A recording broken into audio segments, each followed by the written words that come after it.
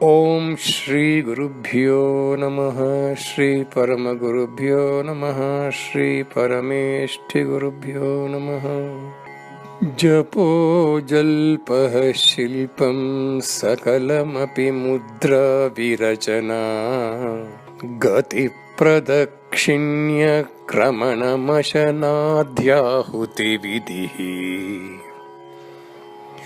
Pranama Samvesha Sukhamakhilamatmarpanadrisha Saparya Pariyayastava Bhavatu Yanme Vilasitam. This is the 27th mantra in Soundarya Lahari, composed by Sri Shankara Bhagavatpada. Now let us once again recite this with a division of words for easy understanding.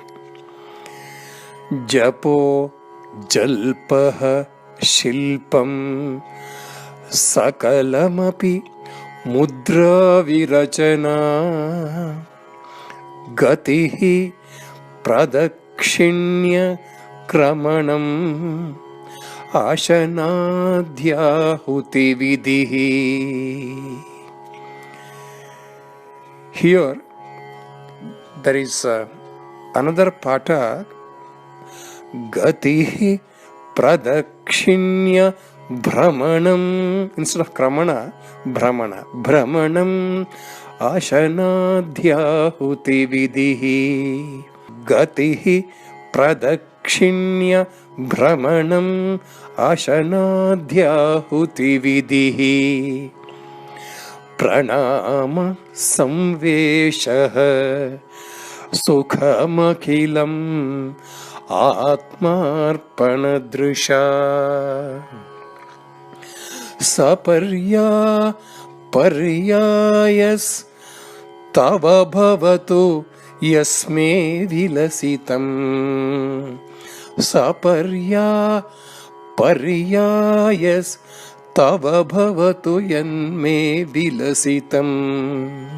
Every mantra of Soundarya Lahari has a yantra, and worshipping that yantra with the number of japas of that mantra is said to give certain mundane and spiritual benefits. For this 27th mantra, an inverted triangle and writing in the middle of that triangle Hrim seed syllable on the gold or copper plate is the prescribed yantra, and chanting this mantra, that is 27th mantra which I have now just recited, 1,000 times for 45 days gives the sadhaka the attainment of Atmanandanatha, that is self-realization. ತ್ರಿಕೋನವನ್ನು ರಚಿಸಿ, the triangle ರಚಿಸಿ, ಅದರ ಮಧ್ಯೆ ಹ್ರೀಂ ಬೀಜವನ್ನು ಚಿನ್ನ ಅಥವಾ ತಾಮ್ರದ ತಗಡಿದ ಮೇಲೆ ಬರೆದ್ರೆ ಅದು ಈ 27ನೇ ಮಂತ್ರಕ್ಕೆ ಯಂತ್ರ ಆಗ್ತದೆ. ಆ ಯಂತ್ರವನ್ನು ಪೂಜೆ ಮಾಡಿ ಈ ಮಂತ್ರವನ್ನು ಪ್ರತಿದಿನ 1000 ಸಾರಿಯಂತೆ 45 ದಿವಸ ಜಪ ಮಾಡಿದ್ರೆ ಆ ಸಾಧಕ ಆತ್ಮಜ್ಞಾನವನ್ನು ಹೊಂದಬಹುದು ಅಂತ ಹೇಳಿದೆ. Now let us see the meaning of this mantra of Japo Jalpah. That is, let my speech, not just speech, even prattle, murmuring, gossip, also be your japa. Because Jalpah has all these meanings. Prattle, murmuring, gossip, all these meanings it has got. Similarly, let my movement of hands be your mudras. My movements, that is walking, be circumambulation to you. My eating and drinking be fire oblations for you. My lying down, that is my sleeping, be prostrations for you. All my enjoyments be my surrender before you. And let these actions of mine become the important part of your worship. This is the Bhavartha or meaning of the 27th mantra. When we recite this mantra, Japo Jalpah, we are reminded of a similar rendering of Sri Shankara Bhagavad Padaru in his Shiva Manasa Puja Stotra, which reads as Atmatvam Girijamatihi Sahachara Pranaha Sharirang Gruham Pujate Vishayopabhoga Rachana Nidram Samadhistitihi Sanchara Padayo Pradakshina Vidhi Stotrani Sarvagiro Yadgat Karma Karomi Yadyat Karma Karomi Tatadhakila Shambho Tavaradhanam Shambho Tavaradhanam. Shankara say in this Shiva Manasa Puja, oh, you are my soul. Girije is my intellect. My friends are pranas. My body is your home. That is, my body is your temple. All my enjoyments are my worship to you. My sleep is my deep meditative contemplation on you. That is samadhi. My walking is circumambulation to you. All my speech is your praise only. All my speech is your praise. All my actions are your worship. O Shambhu, this is what in the Shiva Manasa Stotra Shankara say. Almost same thing also in 27th mantra of Soundarya Lahari. This also reminds us of Sri Krishna Gitacharya telling Arjuna in 27th shloka in chapter 9 of Sri Bhagavad Gita. Let us see what it is. Yat karoshi yad ashnasi yad juhoshi dadasi yat tapasyasi kaunteya tad kurashtamadarpanam yat karoshi yad ashnasi yad juhoshi dadasi yat tapasyasi yat tapasyai kaunteya tat kurushva madarpanam. Oh, son of Kunti, all that you do, Kaunteya andre Kunti, son of Kunti, that's what he says, Kaunteya, all that you do, all that you eat, all that you offer and give away, as well as all austerities that you may perform, should be done an offering unto me. This is what Krishna tells in Gita. There may be many more such references available in our ancient literature of wisdom. We read them or hear them, but we fail to put them into practice. This 27th mantra in Soundarya Lahari, yes, each one of Soundarya Lahari or mantras only, there shall be no doubt on it. Every one is mantra only. These mantras conveys, particularly this mantra, 27th mantra conveys very, very precisely the method of mental worship called Samayachara in Sri Vidya Upasana. This Samayachara Upasana is also explained in detail in 37 verses of Bhavanopanishad in a very esoteric language.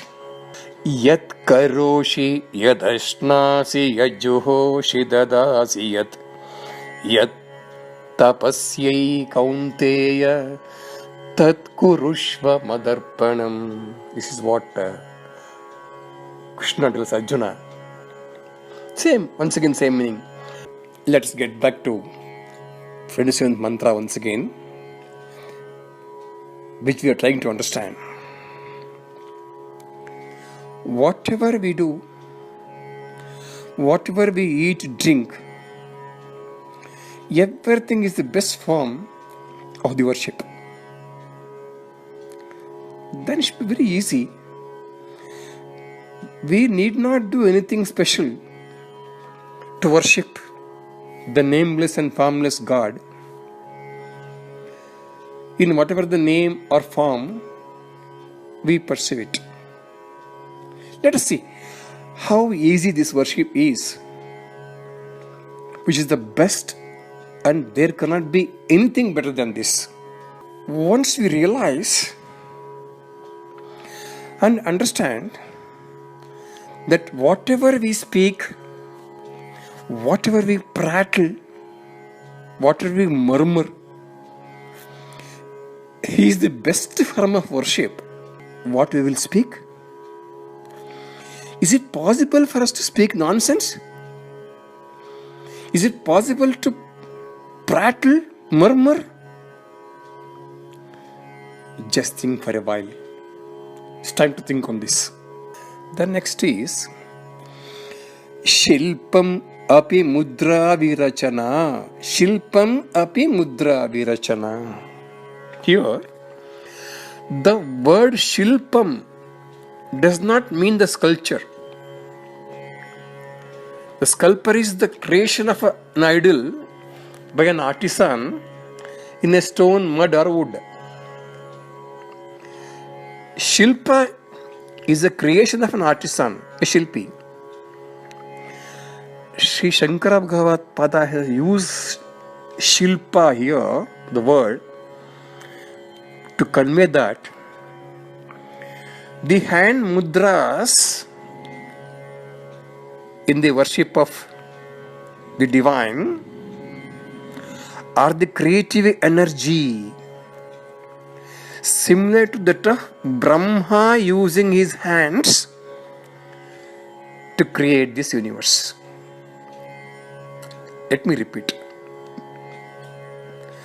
Shankara Bhagavad Pada has used this word Shilpa to convey that the hand mudras used in the worship of the divine are the creative energy similar to that of Brahma using his hands to create the universe. Let all that we do by our hands in our day-to-day life be mudras. That's what was said in the mantra above. Okay. Now we know all that we do by our hands are the sacred mudras used in the worship. That too, those mudras are used in the same manner as Brahma uses his hands to create the universe. Yes. Don't we think 1,000 times before putting our hands to do whatever our mind tells us to do? We should think on this. When the mudras are the worship, whatever we do is mudra and is in worship, don't we think 1,000 times before putting our hands to do whatever our mind tells us to do? Yeah, we must think on this. The next is, whatever we eat and drink is the oblations offered to the divine in the sacred fire. Whatever we eat and drink is the offering as an oblation to the sacred fire. Don't we think now, before we eat and drink, whatever we want to eat and drink, take something to eat and remember that it is the oblation I am offering to divine sacred fire. What should we eat now? Fire in the stomach, which judges all that we eat and drink. It is known as Jataragni. This fire in the stomach itself is a sacred fire. The fire in the stomach is explained by Gitacharya in Shloka 14 of chapter 15. The 14th Shloka of Bhagavad Gita in chapter 15 is this. Aham Vaishvanaro Bhutva Praninam Dehamashritah Pranapana Samyuktah Pachamyannam Chaturvidham. Means, taking the form of Vaishvanara and residing in the bodies of creatures, I, that is Krishna, in association with the prana and apana, digest the 4 types of food. What they are? Masticating, swallowing, sucking and licking are the 4 types of food classified with reference to how they are eaten. Sri Shankara Bhagavat Padaru in his Bhashya to this sloka writes, the eater is the fire called Vaishvanara and the food eaten is Soma. Now, when I use the word Vaishvanara, we must surely refer to Mandukya Upanishad slokas 3 to 5, which describes 19 mouths that eats. There are 19 mouths it identifies.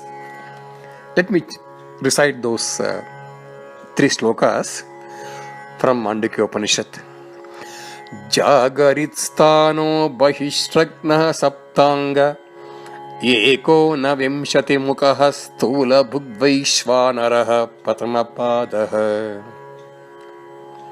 Swapnastano Antaha Pragnaha Saptanga Eko Navimshati Mukha Pridikta Taijaso Dvitiya Padaha Yatra Suptolo Kanchana Kamam Kamayet Na Kanchana Swapnam Pashyati Tat Shuptaha Shuptastana Eki Bhutaha Pragnana Ghana Evananda Mayo Hyanandhabuk Cheto Mukha Pragna Stutiya Padaha. These shlokas were explained while explaining Manisha Panchaka of Sri Shankara Bhagavad Pada by me sometimes back. Still, let me just give essence of these slokas. Vishwanara referred by Gitacharya above is the consciousness in the state of awareness that is in the Jagrata Avastha. In this Avastha, Vaishwanara has 19 mouths. What they are? There are 5 Gnanendriyas, 5 Karmendriyas, 5 Pranas and Anthakarana. Therefore, Manasu, Buddhi, Chitta and Ahankara. So, Vaishwanara has 19 mouths. These are the 19 mouths. We are receiving food all the time during Jagrata Avaste, Swapna Avaste and Sushupta Avaste. That is, when you are aware, when you are sleeping and having a dream state, and also in the deep state of sleep. Through this 19 mouths, we will be eating the food. Chandogya Upanishad reads about food is Ahara Shuddhau Sattva Shuddhihi. That's what it says. That is, pure food provides pure strength. Right. Pure food provides pure strength. What is that pure food then?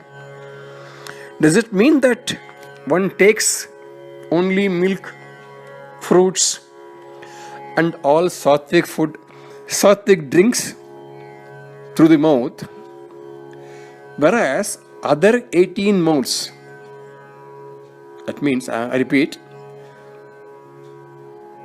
does it mean that one takes only milk, fruits, etc. through the mouth, whereas other 18 mouths receiving all tamasic food and drink? In such case, do we get pure strength? Is that ahara is shuddhav? That is what we receive from the other 18 mouths. Are they pure, shuddhav? The answer is no. When Shankara say that all that I eat and drink is oblations to the divine in the sacred fire, it is for us to decide what type of food and drink we should offer as oblations through all these 19 mouths. What they are? 5 Gnanendriyas, 5 Karmendriyas, 5 Pranas and 4 Anthakaranas. What all we take from these 19 mouths is the oblations in the sacred fire. Now we should decide what type of food we should take through these 19 mouths, which are going to be the oblations in the sacred fire. The next one is lying down, that is sleeping state. The sleeping state is prostration before the divine. This prostration continues throughout sleep. It is the calmness of the mind at the time of going to sleep. Particularly, it is the calmness of the mind when we go to sleep that continues throughout the sleep. That is, in the dream state of sleep or deepest state of sleep. Such a calmness qualifies to become the prostration before the divine. Shankara has said, when I sleep, it is the prostration before you, he has said. So, unless it is a calmness in the sleep, how can it be prostration before the divine? or unless it is calm, how can it become samadhi as mentioned in Shiva Manasa Stotra by Shankara? So it has to be calm. How do we get such a calmness of mind while going to sleep?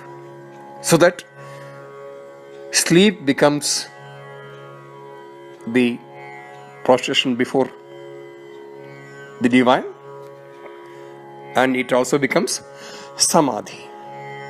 It's very easy. Whatever we speak becomes mantra. Whatever we do by our hands becomes mudras. Whatever we eat and drink by all our 19 mouths becomes oblations offered to divine. Wherever we have walked throughout the day becomes circumambulation to divine. When all this happened, what else could be our mind other than being in the calm state at the time of going to bed? Is it inside? Repeat it. If whatever we speak becomes mantra, whatever we do by hands becomes mudra, whatever we eat and drink, other 19 months become oblations offered to divine, wherever we walk throughout the day becomes circumambulation to divine, what else then could be our mind other than being in the calm state at the time of going to bed? Then throughout the sleep, it's nothing but prostration before the divine, and it's nothing but being in samadhi. Lastly, all that mundane enjoyments giving us pleasure is the worship and our service offered to the divine.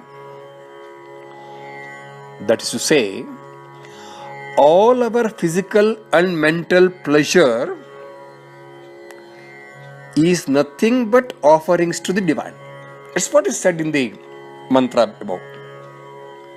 All our physical and mental pleasure is nothing but offerings to the divine. But these mundane mental and physical pleasures give us only happiness.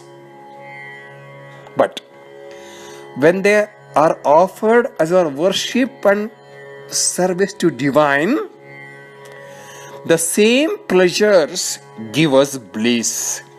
This is the difference.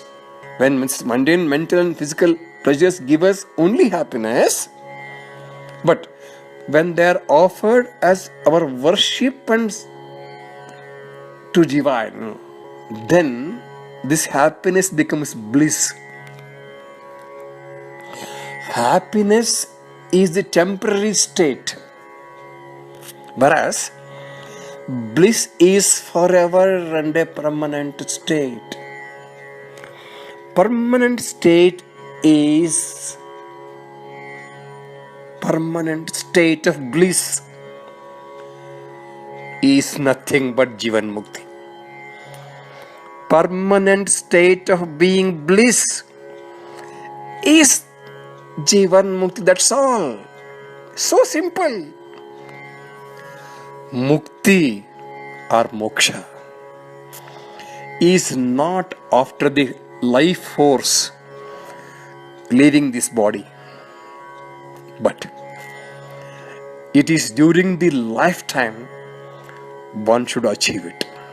Shri Vidya sadhana, Shri Vidya upasana assures both mundane pleasure as well Jivan Mukti.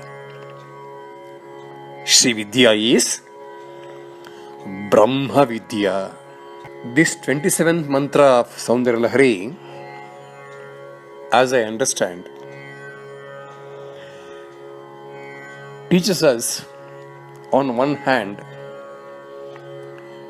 the Samayachara marga or gnana marga to attain Jivan Mukti. And on the other hand, the Bhakti Marga, that is Atma Samarpana, to attain Jivan Mukti. Atma Samarpana is surrender to divine. Surrendering ourselves to divine is Atma Samarpana. The learned scholars has identified 3 levels of surrender. They are: 1, whatever we do, surrender those doings to universal energy, universal consciousness, the divine. That is 1. The number 2 is surrender our intellect and mind to universal energy, universal consciousness, the divine. Surrendering our intellect and mind. This is very difficult. When we try to surrender the mind and intellect, it will not keep quiet. Because our intellect and mind, it is analytical, logical in nature, and does not accept such surrender. This is the difficulty. Anyway, let us see what is 3rd level. It's much more difficulty. As you go for different levels, it will be more difficult. Surrender all our senses. Surrender all our senses. When we reach this level of surrender, we are one with the divine. When we reach this stage of level of surrender, we are one with the divine. Then, divine takes care of us. When we offer all our actions to the universal energy, universal consciousness, divine, that takes care of us. The entire burden on our shoulders is offloaded. The entire burden on our shoulders is offloaded. We are free from all the results of our action. Wonderful. When we say offload the burden, it doesn't mean inaction. I am very clear here. When we say offload the burden, it doesn't mean our inaction. Then what? The total surrender to the universal consciousness, universal energy, the divine, that guides us to act properly. Yeah, I repeat. It is not, when I say offload the burden, it doesn't mean inaction. It is the total surrender to the universal energy, divine, universal consciousness, guides us to act properly. But what happens? Which may not be, seems to be right to our intellect or to our logical mind. The real problem lies here. When we surrender to the universal consciousness, that guides us to act properly. But which may not be seem to be right to our intellect or to our logical mind. The real problem is here. That's why we can't get surrendered to universal consciousness. Most of the time, we listen to our intellect and logical mind and forget to listen to the voice of universal consciousness. Why? Our surrender is not total. That's it. Our surrender is not total because the intellect and mind doesn't allow us to surrender. Because they say, I am intellect, I am logical. Listen to me, what the hell you're doing? So, they don't allow us to surrender. It's a problem. Once we manage that, then wonderful.